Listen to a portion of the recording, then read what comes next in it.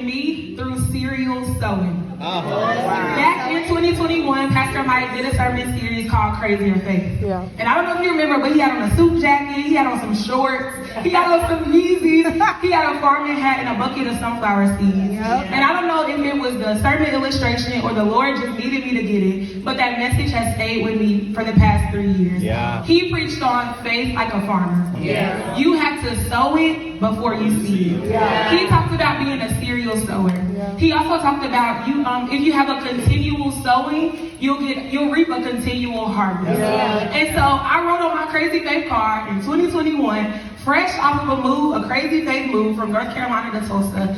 I wrote, I will be a serial sower, and that people will come to Christ through what God has done in my life. Amen. Little did I know, about 2.5 weeks later, Holy Spirit would tell me to quit my full-time job. Yeah. So in the season where I got on Instagram and posted my Crazy Faith card and yelled from the mountaintop that I was going to be a serial sower, I felt like I had nothing to give. In that season, God's command over my life did not change.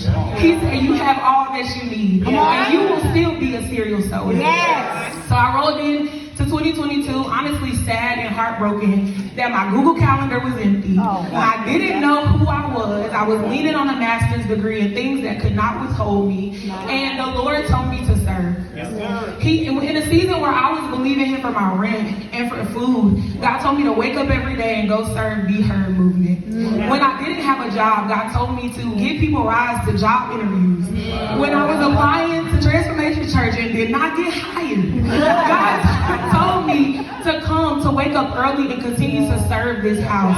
He said, you gotta sow it before you see it. Towards the end of 2022, God was asking for an extravagant gift. Again, I felt like I didn't have the money to give, but God said, you are a serial sower. So He asked for something that was a sacrifice.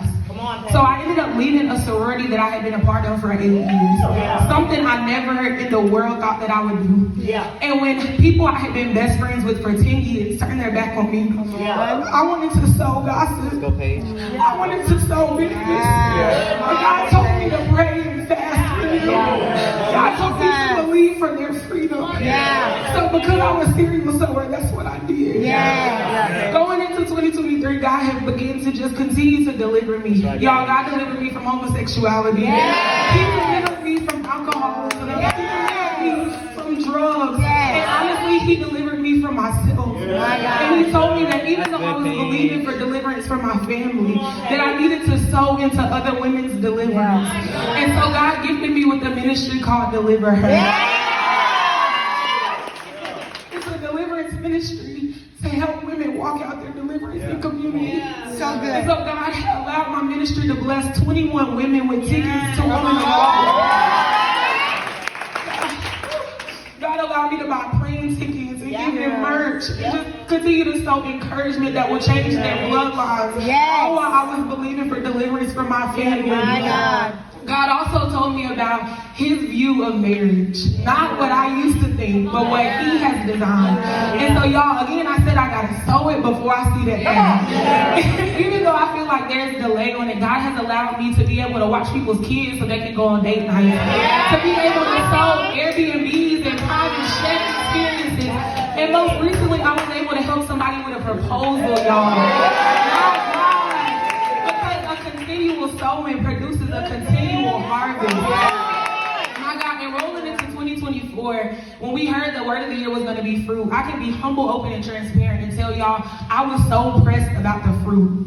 By the end of the year, I wanted y'all to be able to look at my fruit. And during 21 days of prayer and fasting, the Holy Spirit really humbled me. And He said, you're too fixed on the fruit. I need you to focus on the gardener. And so in a season where we were going through restructure, and y'all, I felt like I had been pruned in a way that I had never been pruned before. My God, I tell you, I stand here before you today saying my life has never been this fruitful. It has never been this fruitful, y'all. At the top of the year, we had a 100-day, $100 staff challenge. And in honesty, I paid a day late because I did not want to sow that seed of $100, y'all. I just was getting weary and well-doing. And the Lord told me that it's going to be different this time. Y'all, I stand before you today down 60 pounds.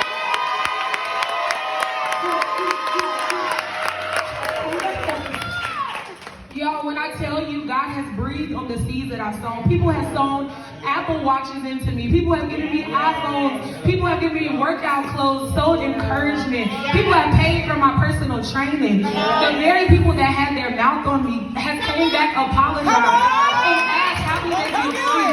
And so in Ecclesiastes 11:6, it says, sow your seed in the morning, sow your seed in the evening. I'm paraphrasing, but it said you never know what seed God is going to breathe on. And I have to believe that God has breathed on my seed. So my encouragement to you is if you're believing God for something, sow it before you see it. If you sow continually, you will reap continually. And my name is Paige, and God